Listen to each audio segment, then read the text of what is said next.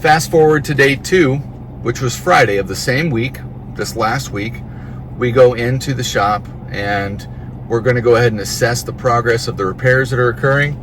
They had finished the welds and said it's time to come in. You guys can check the welds. So we did. We came in and we saw our point of contact, who is, again, still very friendly and welcomes us in. She let us know that today the foreman is here, so you're going to get to interact with him. I was like, great.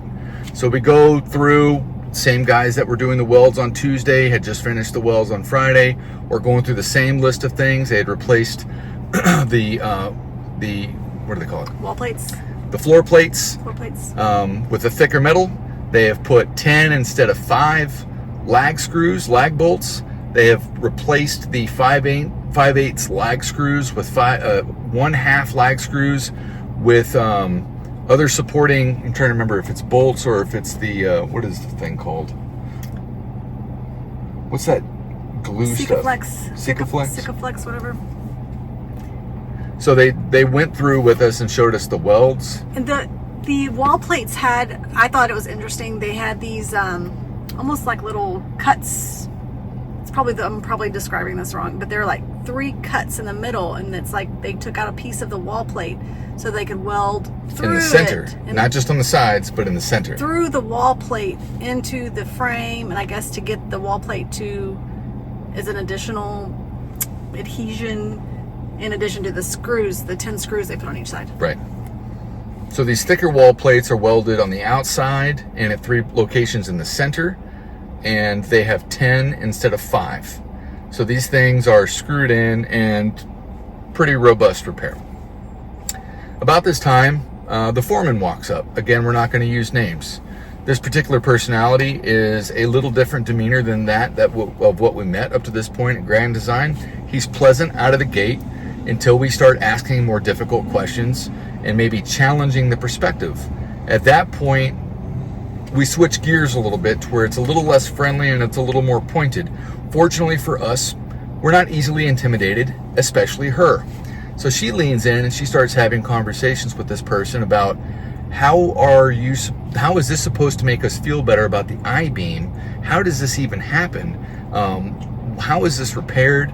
And he begins going through the process of what he understands.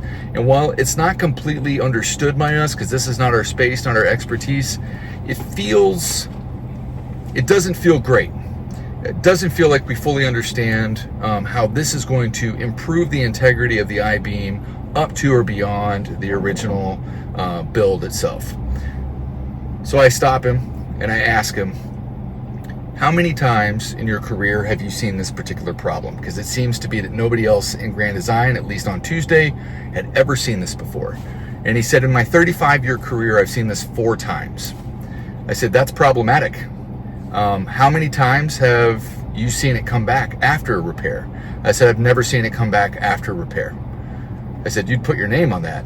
And he said, absolutely. I said, well, that's good news, but it's problematic that it's only 4 repairs or 4 times this has ever occurred in your career. He also said that only one side is slightly bent, not both sides, which is different from what we were told on Tuesday. Looking at them, they both are bent out, one significantly more than the other. And I do understand that there is a certain degree of outward tilt that they do have, but he was adamant that it's just one slightly, and that's a visual. We measure it visually. I asked about the measurements of it, and he said we don't measure them. We look at it visually. That's how we determine. And that's not what we had been told on Tuesday. We were told on Tuesday that they measured straight in the back, and the 2 front were out. So the story isn't aligning. People have slightly different stories, and we're not going to use that against you, but what we really want to do is we want to get to the point. We want to get to the problem, how it's going to be repaired, what originally caused it, how do we ensure that this isn't going to happen again, because we don't even know what caused it to begin with. How do we ensure that this is going to be completely resolved and remedied in the end? I don't want opinions. Right. I want facts. I want something that I can actually look at and you can give me proof. I don't want your opinion. I don't really want your opinion. I don't want what you think or what you hope or what your wishes are for the rig. I want, like, this is why it happened. This is what we're gonna do to fix it, and this is my guarantee that it's gonna be fixed because of this. At the end of that conversation, though, the foreman let us know that Lippert would be out on the 12th. That's 2 weeks. So an additional 2 weeks. Sidebars, we have dogs back in Texas. As you know, Grand Design's warranty does not accommodate any expenses for warranty work or repair. So you're kind of on your own and out of pocket, whatever you do. Maybe a case-by-case basis where they're willing to work with you on some things. But ultimately, this is pretty inconvenient for us. Our home has now been in the shop since May 15th. It's been 2 weeks, and they just added another 2 weeks on top of it. So we want Lippert to look at it. We're going to go ahead and figure it out. We're going to go ahead and head back to Texas and get our dogs. The kids are going to finish their school year. We're going to start our summer. We're going to figure it out.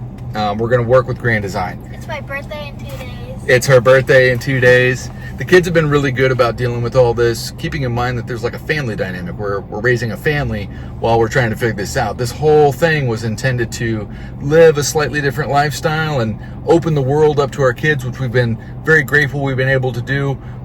But it was no specific timeline. At the end of 3 years, your house would crumble right in front of you. And that is exactly what is going on, and exactly why we're pursuing what we're pursuing here. So we're there. We're looking at the rig. We've concluded talking with the foreman. We're looking at some of the other work that's happened inside. And the manager of customer relations walks up.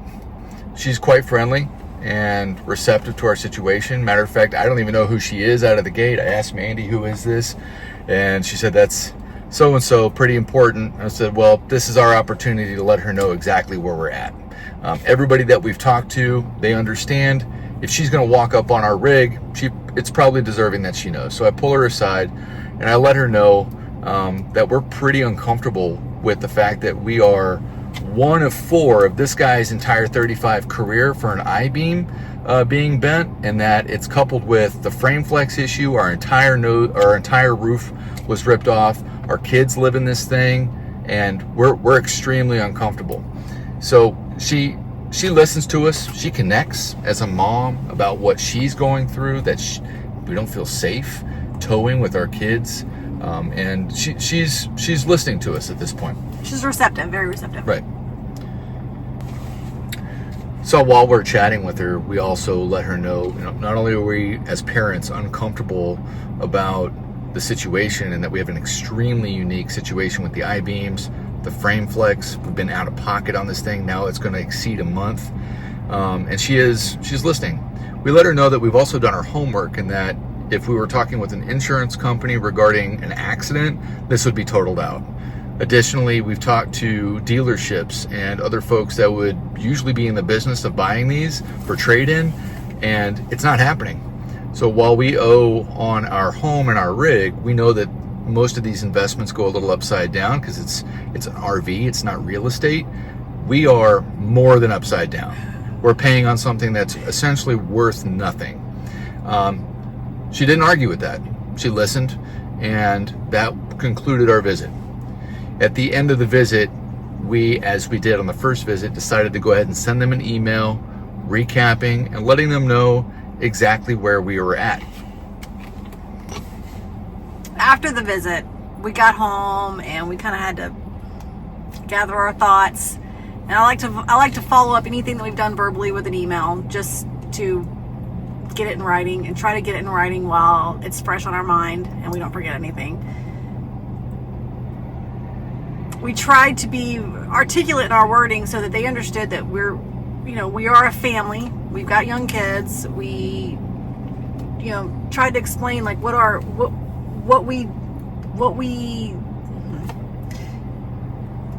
we started to RV, why we sold our house, why we started this life, to actually spend more time with our kids and live a more meaningful life with our kids. And we only have 2 summers left with our son, who's about to be 16. and our daughter, who's 11, who'll be 11 next week, what our plans were for this summer. We had a very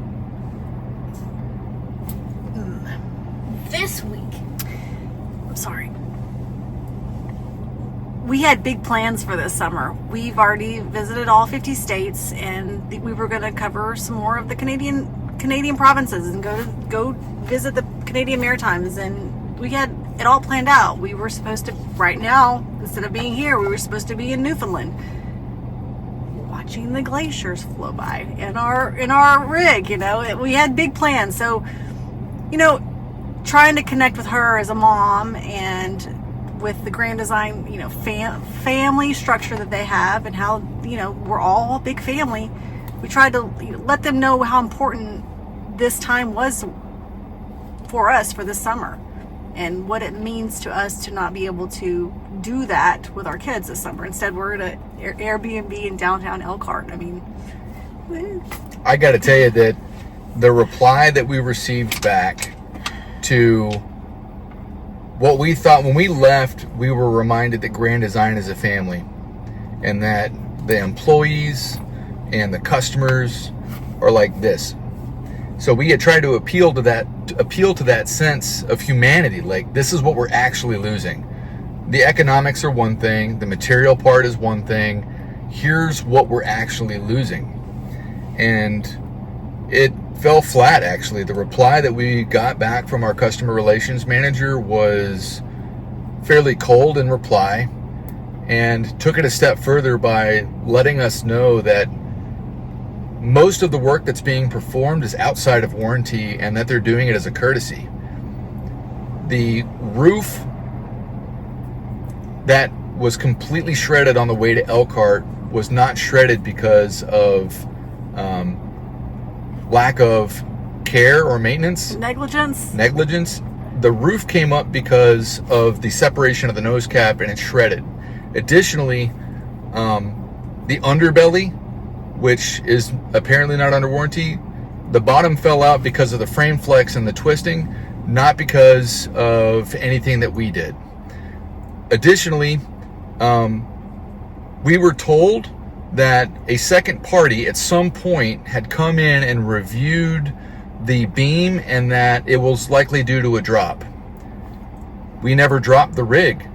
Maybe other people have dropped the rig. I would be interested to understand how you drop a rig, what other indicators would suggest around. If you were able to successfully bend an I-beam, I would think that the leg would also be maybe damaged, or maybe other things.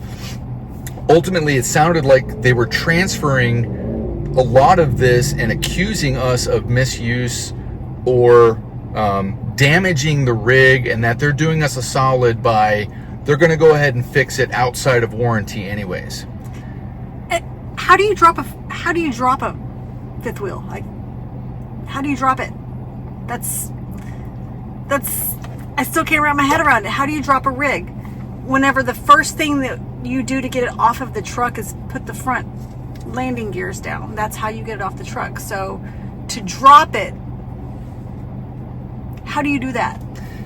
It's also worth noting that Grand Design had no idea. The one person who had an idea has only seen this 4 times. We talked to them on Friday and nobody had been there. Lippert's not supposed to be there until the 12th. And now over the weekend, when they're closed, somebody from a second party has come in and done an analysis, and I think it's quite convenient for Grand Design to be able to say, oh, well, that's probably what happened, and now we're doing you a solid outside of warranty. Prove it. I don't think that it's convenient for us, and it also doesn't. The most important thing is, it doesn't actually directly address or aim to solve how this actually happened. Again, it's convenient for them to say it was probably this. It wasn't that. It wasn't that at all. You probably do need to figure out why your frames are bending from Lippert. It would be important for your future rollouts and products that you're putting out, as well as the people that are currently rolling with their families on them today. I think it's imperative for Grand Design, their customers, and anybody decides to buy their products, that if it's very, very convenient for them to just point and say, oh, that's it, without any real math behind it, that they should understand that their solution isn't actually sound. And I am absolutely committed to to understanding why the I-beam was bent in the front. And since I know, and I'm the one who personally manages the hydraulic legs, that I never dropped it, I want to know how it bent. So I'm in pursuit.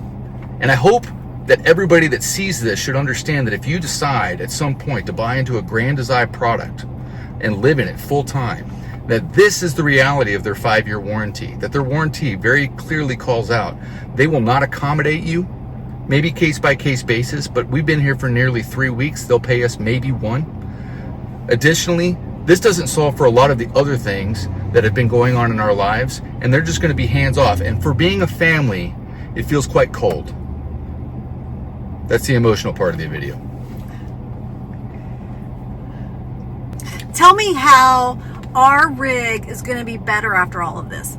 After having, multiple band-aids put on, the I-beams bent back, the notoriously failing Schwintek slide hardware.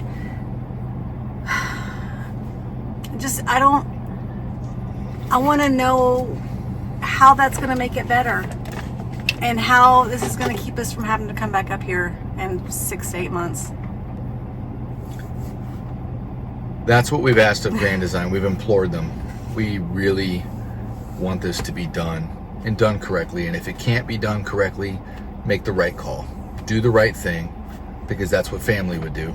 And as of right now, what I'm getting is we have Grand Design, the company, now leaning in to preserve its bottom line.